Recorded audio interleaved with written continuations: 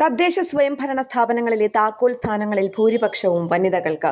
നിലവിൽ സംസ്ഥാനത്തെ ആകെ 1200 തദ്ദേശ സ്ഥാപനങ്ങളിൽ 601 അധ്യക്ഷ പദവിയും 599 ഉപാധ്യക്ഷ സ്ഥാനവും വനിതകൾക്കാണ്.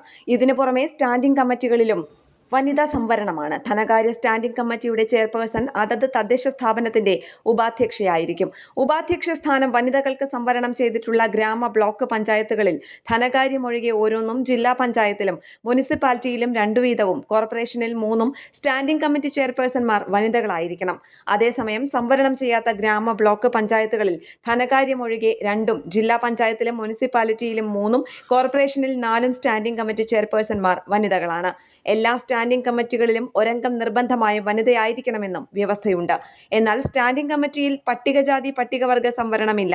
അധ്യക്ഷ ഉപാധ്യക്ഷ സ്ഥാനങ്ങൾ ഗ്രാമപഞ്ചായത്തിന് 471 മുതൽ 470 വരെ ആകെ 941, ബ്ലോക്ക് പഞ്ചായത്ത് 77 മുതൽ 75 വരെ ആകെ 152, ജില്ലാ പഞ്ചായത്ത് 7 ആകെ 14, മുനിസിപ്പാലിറ്റി 44 മുതൽ 43 വരെ ആകെ 87, കോർപ്പറേഷൻ 3 ആകെ 6. ആകെ സ്റ്റാൻഡിംഗ് കമ്മിറ്റികൾ ഗ്രാമ ബ്ലോക്ക് പഞ്ചായത്ത് 4372 ജില്ലാ പഞ്ചായത്ത് 70, മുനിസിപ്പാലിറ്റി 522, കോർപ്പറേഷൻ 48 എന്നിങ്ങനെയാണ് കണക്കുകൾ.